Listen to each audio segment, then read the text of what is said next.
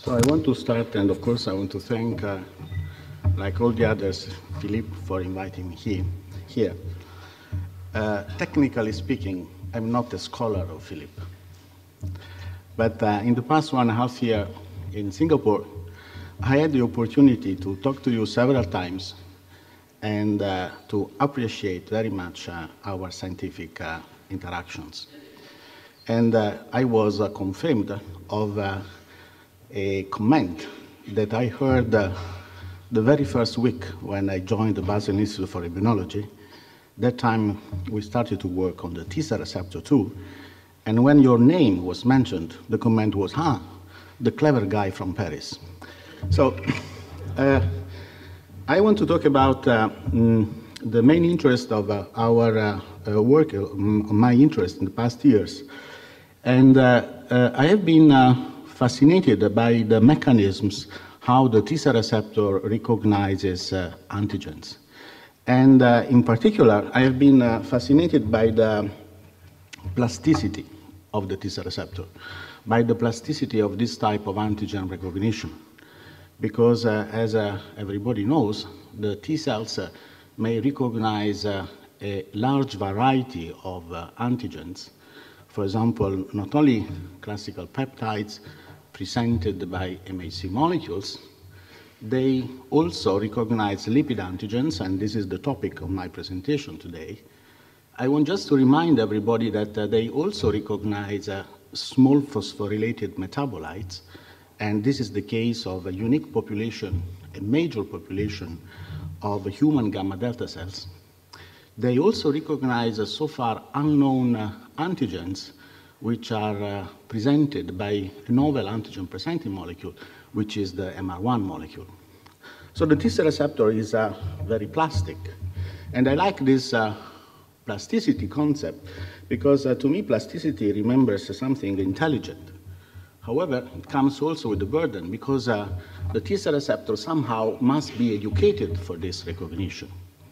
And the molecules that instruct the T-cell receptor, so the antigen presenting molecules, I think are as important as the T-cell receptor itself.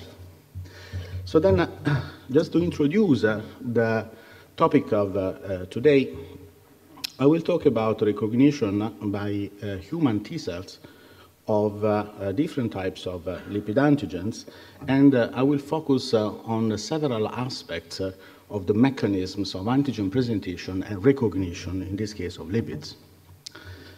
So lipids are presented by dedicated antigen-presenting molecules, which are called CD1 molecules.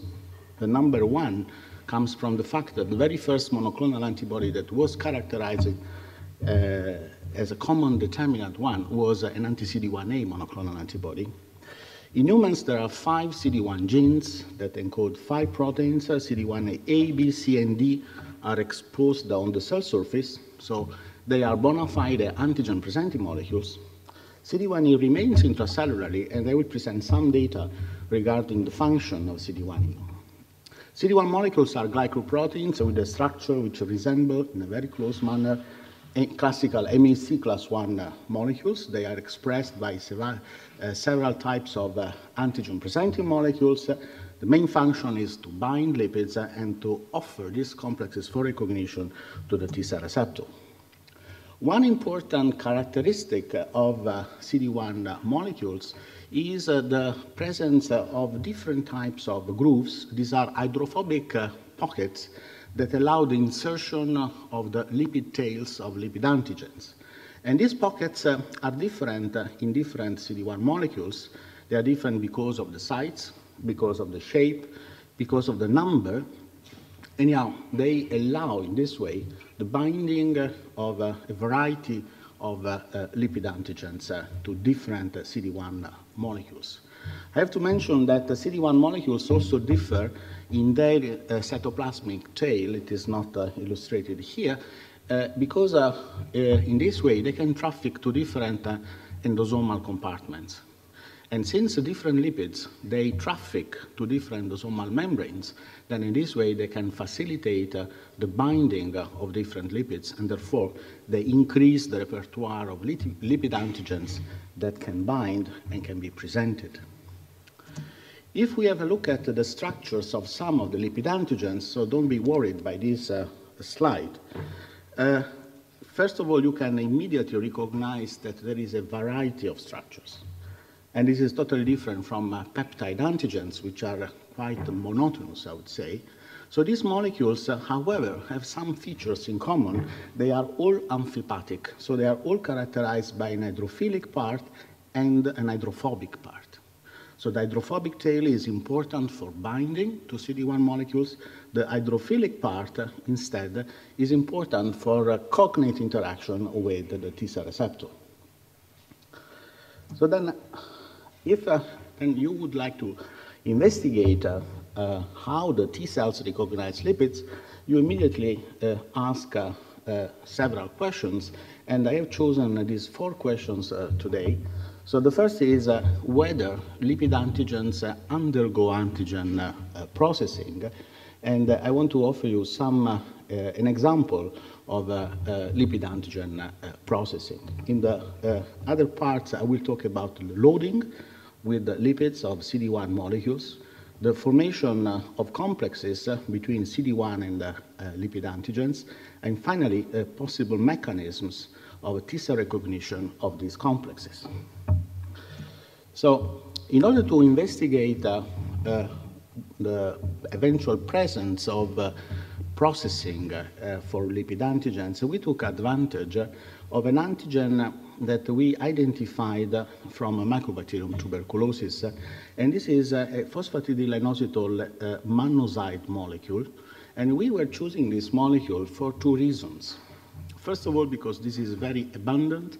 There was already one paper in the literature indicating that it is immunogenic, can induce specific T cells.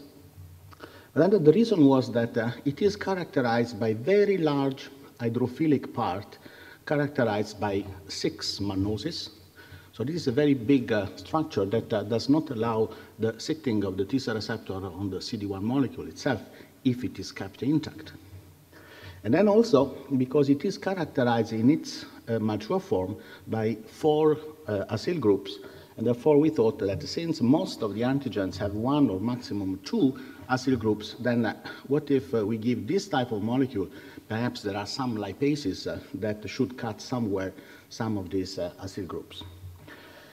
Here I also illustrate the structure of PIM2, which is the precursor of PIM6. So if you isolate lipids from the cell wall of mycobacteria, you will find that less than 5% of the PIMs is characterized by PIM2, and the majority by PIM4, and actually PIM6 is the majority. So we isolated the human T-cell clones specific for PIM molecules, and these are T cells which express an alpha-beta T-cell receptor. And then when we offered different antigen-presenting cells, like, for example, dendritic cells, which express CD1b, and this is a clone that is restricted by CD1b, or 3 different types of transfectants that express on the surface very high levels of CD1b, and these are transfectants that can very efficiently present another mycobacterial lipid antigen. Well, these 3 transfectants, but not dendritic cells, they were not able to present PIM6, and this was quite unexpected. So to make the story very short, then we decided to look at the potential involvement of CD1E in this presentation, because one of the many differences between dendritic cells and these other cell types is that dendritic cells express large amounts of CD1E, whereas these transfectants do not. So we generated double transfectants, and now the double transfectants very efficiently could present PIM6. So CD1E is important for the presentation of PIM6. However, CD1E is irrelevant for the presentation of PIM2. So then we decided to investigate the mechanism of how CD1E could facilitate PIM6 presentation. And again, to make the story very short, we discovered that in order to be immunogenic, PIM6 must be processed from PIM6 to PIM2, and the 4 terminal mannoses must be cleaved. We identified the acidic mannosidase as the enzyme in the lysosomes that is responsible for this processing.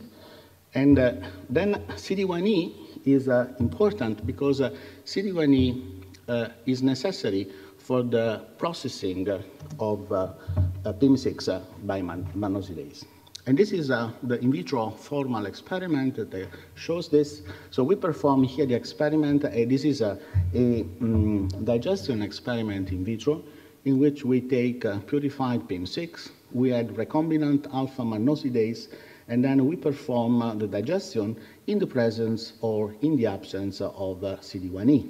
We look at the masses after digestion, and this way we can identify which forms of PIMs with number of different acyl groups here are generated in this type of reactions. Just I want to ask you to concentrate your attention here. So only in the presence of the alpha mannosidase and the CD1E, then we get to the PIM2, and we know that PIM2 is the antigenic molecule. So CD1E behaves as a kind of lipid binding protein that facilitates the digestion by by hydrolysis of the sugar part of this complex mycobacterial antigen. So now let me move to, I have to say that very recently, these are unpublished data, we have also identified the lipase, which is necessary for the digestion of the acyl groups. And then now we have a much better picture of what is happening inside the lysosomes during the digestion of this model antigen. So now let me move to the second part that concerns the loading of CD1 molecules. And we have to keep in mind that lipids are quite different from proteins. So lipids are never found free in solution. They are embedded inside membranes, or they are associated with lipid binding proteins.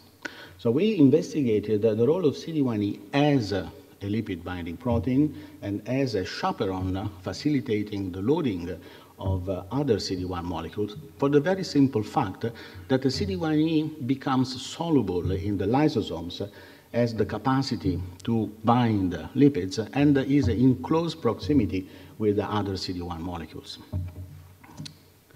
We first made an in vitro assay. Actually, these are two different in vitro assays. This is a loading assay, and this is an unloading assay. So in the loading assay, we bind on the plastic, in this case CD1D, and then we add the antigen in the presence of different lipid binding proteins like saposins A, B, and C, or recombinant CD1E. These are our controls with BSA or without any lipid binding protein. And then after some hour, we wash the wells, and then we come with the specific T cells which become activated, and the activation is proportional to the number of the complexes that have been formed on the plastic. So in this loading assay, CD1E is very efficient in facilitating the formation of the complexes, and is more efficient than saposins B and C that were previously indicated as important lipid binding proteins within lysosomes for CD1 loading. We also established an unloading assay.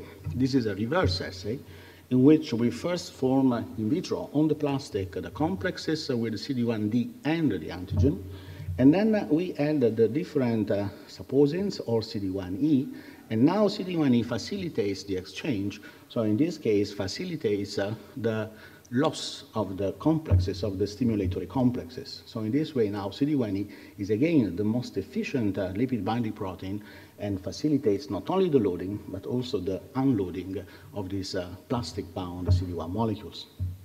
Of course, these are also published data. We established the transfectants. We also generated the transgenic mice for CD1E. And then we performed some in vivo experiments in which we infect, then at different times of infection, then we take the cells, and in vitro we perform T cell activation.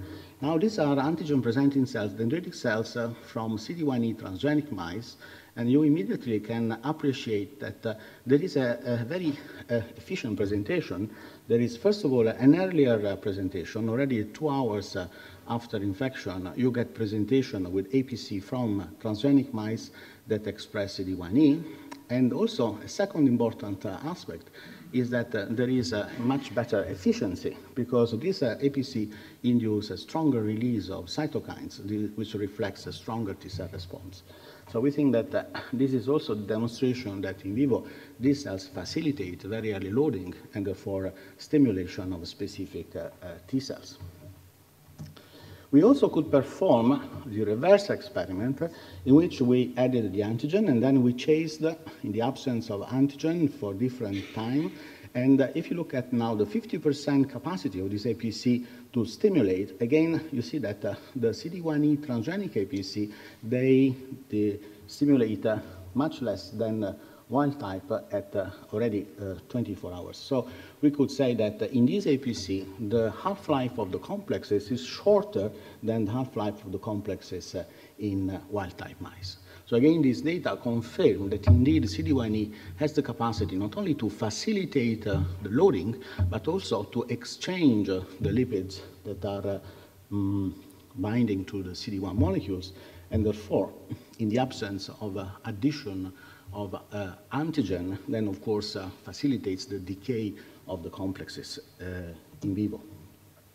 Well, these functions fit very nicely with the crystal structure that we solved of CD1E, because when we looked at the structure of CD1E, it is characterized by 2 large pockets, and these 2 pockets are very different from the pockets of other CD1 molecules, because indeed they are almost fused. So you can consider as one very large hydrophobic bag that can facilitate the association of lipids with many different types of acyl tails.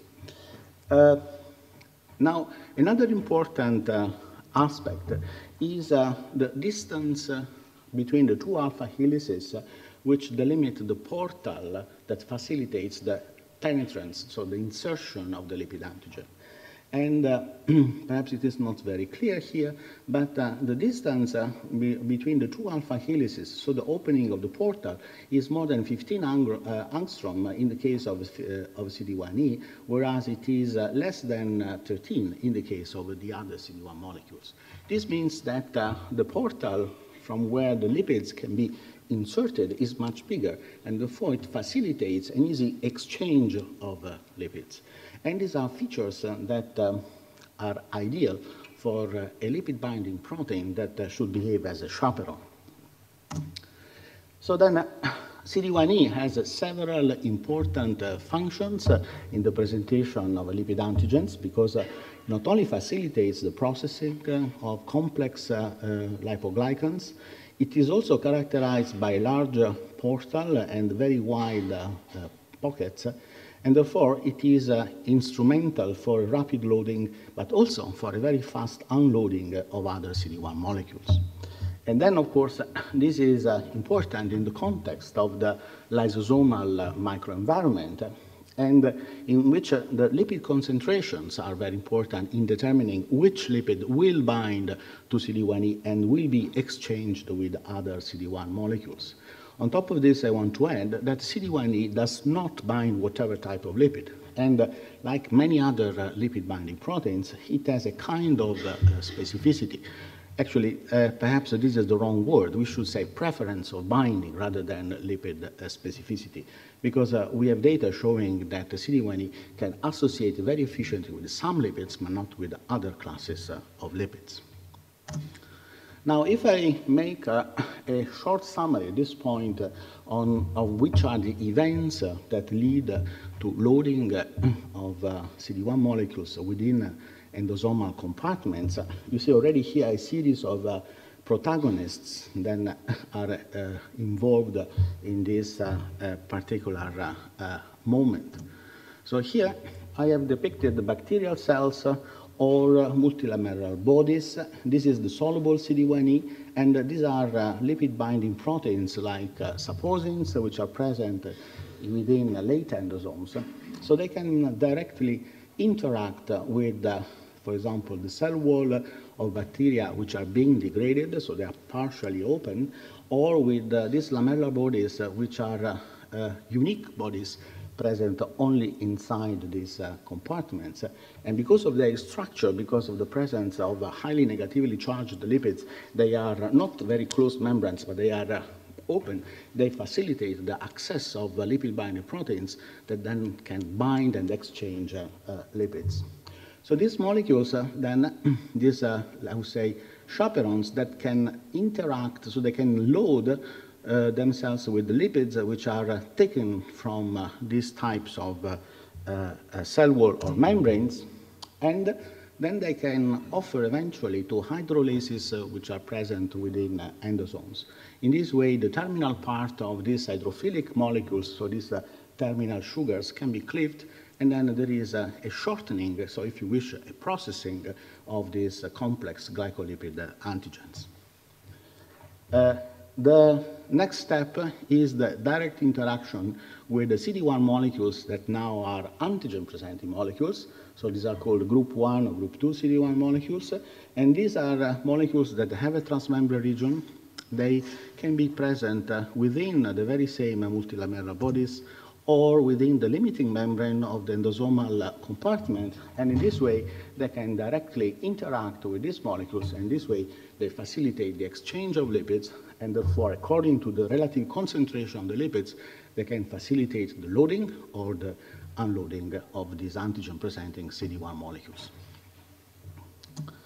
Now let me go to the next step and show some data concerning how CD1 antigen complexes are formed.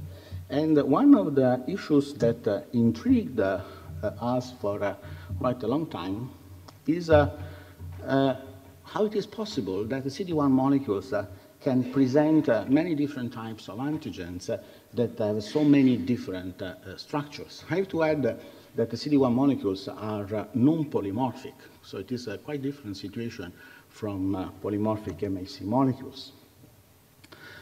Now, if we look at the structures of peptide antigens, they are characterized by linear structures, and the diversity is associated with the sequence of the amino acids. And in addition, there are some strict, more or less strict rules concerning the length of the antigen. In the case of the lipid antigens, well, instead, we find lipids that are very different in composition, in length of fatty acids, in rigidity of these molecules, and this is a very important point. And finally, also very important is the chirality of the molecules. So how it is possible then CD1 molecules which are not polymorphic can adapt to so many different structures? So I want to go back to crystals that were solved by Luis Garcia-Alves, and we published this structure in 2006. This was the first structure of CD1b produced in an eukaryotic system. At the time, when we looked at the molecules which are naturally associated with CD1b, we were thinking of looking at an empty CD1b. We were wrong, because this is instead not an empty molecule, but it was filled with the molecule of phosphatidylcholine, and at that time unknown, this yellow, very long hydrophobic lipid that we call spacer. And the spacer is filling the T-tunnel pocket and goes into the F' pocket. Somehow this spacer, we thought, is important because it facilitates the formation of a stable CD1 molecule during the assembly within the endoplasmic reticulum. So then we decided to investigate the role of the spacer and to look at another structure, that is the structure of the very same CD1b, but loaded with a synthetic Mycobacterium tuberculosis lipid antigen. So again, Luis, we prepared this construct we loaded, and then we gave to Luis for crystallization. And when Luis looked at the crystal, compared the crystal of the CD1b in the absence of the mycobacterial antigen and the crystal in the presence of the mycobacterial antigen, we found very important structural differences. First of all, if you look here at this, again, yellow fatty acid, then this is a molecule that, in the absence of the antigen, is protruding outside of the CD1b. this is the F prime pocket. And instead, look at this molecule now here in the same spacer. The spacer, first of all, is not displaced out in the presence of the antigen. It slides inside the CD1B molecule. At the same time, there is a approximation of these two lateral chains of these two amino acids so that the F prime pocket becomes closed. You see from this is another perspective. This is the perspective of the T cell receptor. So you have to imagine the T cell receptor docks on top of these two alpha helices. So now in blue you see in the absence, the structure in the absence of antigen, and it is quite a wide distance, whereas in the presence of the antigen you see that the two amino acids become closer to each other. There is also another important difference that was totally unexpected, and this was not at all found, for example, in the crystals obtained from bacteria. These are bacterial proteins refolded in vitro. This one instead is refolded in vivo. And this is the lateral chain of this amino acid in position 152 that in the absence of antigen has a flat disposition and becomes instead oriented against the T cell receptor in the presence of antigen. So this is a change in the position that is very important because it then creates a clash in the binding to the TCR. We generated permanent transfectants with mutants in these three key amino acids. And when we mutated the amino acids that are important for the closure of the F prime pocket, we abolish recognition. And this is the experiment performed with the natural form of AC2SGL, which is another relevant antigen that we use in our models. And this is the synthetic variant, the synthetic analog of AC2SGL. So in white is the response with wild type CD1B. In these black symbols here, you see the abolishment of the response with these two mutants, whereas this is the response. So this is a gain of function mutant when we abolish this glutamine 152. So again, suggesting that indeed there is a clash with the T cell receptor.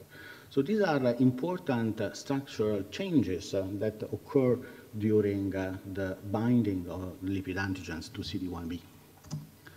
So now, if we want to make a more general comment on these findings, then I have to say that we have identified the structure of these spacers. These are deradicglycerols. They have a different lengths, and this is an important aspect. So then we have the possibility to bind different antigens that I have depicted here in different forms. But we have also CD1B molecules which are characterized by the presence of many different types of spacers which differ in the length, also the number of carbon atoms.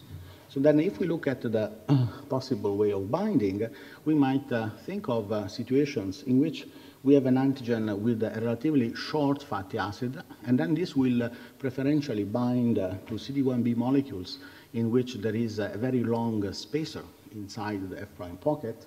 We have other intermediate situations. So we have a situation in which the antigens have a very long fatty acids, and then these molecules will preferentially bind to CD1B molecules with the short spacers.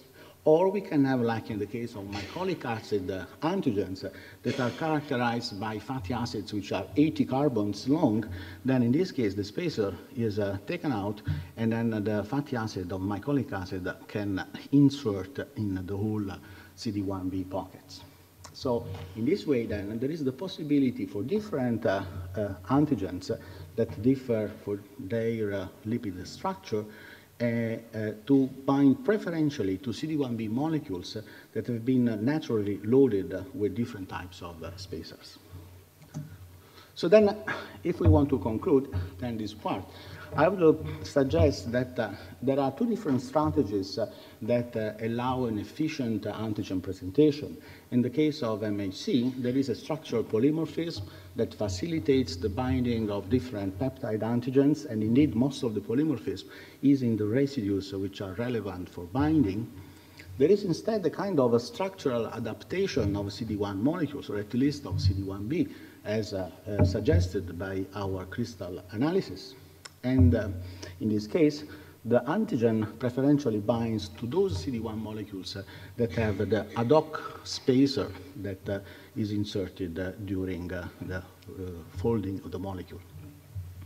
So now I want to move to the fourth and last part, and just give you some data on experiments that are not yet finished that concern how the T-cell receptor recognizes CD1 antigen complexes. And of course, the best way to address this issue is to generate a co-crystal of the T-cell receptor with the antigen-presenting molecule, possibly in the presence or in the absence of the antigen. In some cases, this is a nightmare. We are struggling with this since 4 years with the CD1A molecule. Now we have some collaborations with Jamie Rostron and using different types of CD1 molecules. Perhaps we have preliminary interesting data. So then, in the meantime, we decided to use a different strategy. And the approach was to generate CD1. We use now CD1A as a model, and as a model antigen, we use the response to sulfatide. We have generated several T-cell clones which are sulfatide specific, which are CD1A restricted, and we know that they utilize different T-cell receptors. So they are different T-cell clones. So we generated 25 mutants of a CD1A molecule in which we have mutagenized amino acids that are supposed to be directed against the T-cell receptor. And then we perform comparison of the response of different sulfatide-specific CD1A-restricted T-cell clones to these mutants. So these are the mutants that we have generated. And actually, 4 mutants are here. They are directed not against the T-cell receptor, but they are directed against the antigen. And we like to call these amino acids as tweezers amino acids, because we think that, and the crystal structure of CD1A has confirmed, we think that these amino acids are relevant for the establishing of hydrogen bonds with the sugar part of the antigens so that they can lock the position of the sugar. In this way, they can participate in the formation of a very stable complex that is offered for T-cell receptor recognition. So then we started first to make an analysis of the response to tweezers mutants. And this is a type of response. So in black is the response to wild type CD1A. And then you have some clones that have a behavior very similar to the wild type. Each symbol is a different mutant. You have some other clones that instead react to some mutants in an intermediate way. So there is a very clear reduction of the response, but not abolishment. And some other mutants instead, which clearly abolish the response. So we have 3 categories of mutants. And these are the tweezers that we have mutagenized. Then in red are the amino acids, and then the close interaction with the antigen, which is in green here. So we tested 7 clones, a total of 10 clones in these experiments. And in red, you see the mutants in which there is a clear complete abolishment of the response. In green, instead, the reduction of the response. So clearly you see that the 7 clones, they require absolutely the presence of intact 4 tweezers. 2 clones instead were still a little bit activated with this mutant, and another clone instead accepted the presence of an alanine in this position. So definitely there are different requirements, but I would say that the overall tweezers are very important for the activation of these T cells. We also then looked at the other mutants. Now the situation is much more variable here. So we compare, in this case, 6 clones. Clone 1, for example, requires the absolute presence of these 2 residues. This is my last slide. This is instead the response to mutants of another clone. This is again another clone. This is another clone. Is quite interesting here. So we can conclude from this that indeed now tweezers amino acids are essential for antigen recognition. There are several amino acids on both alpha helices of CD1A molecules, which are important. And these preliminary data suggest that, first of all, I think there is a quite large footprint of the T-cell receptor on top of CD1A, and second, that this is specific for each type of T-cell receptor that we have investigated in these studies. So then this brings me to another question. Perhaps there are multiple ways of T-cell receptor docking on the CD1A. And this brings me back to my first question about the plasticity of the T-cell receptor, and perhaps also in this case of CD1A and sulfatide recombination, there is again plasticity. I want to finish here and just to thank the collaborators that over time participated in these studies. Now some of these studies have been continuing in Singapore, and I want to also acknowledge the collaboration with Luis Garcia for the crystal analysis, with Henri de la Salle for CD1E studies, and other collaborators for providing mass spectrometry and alpha-mannose patients. Thank you very much.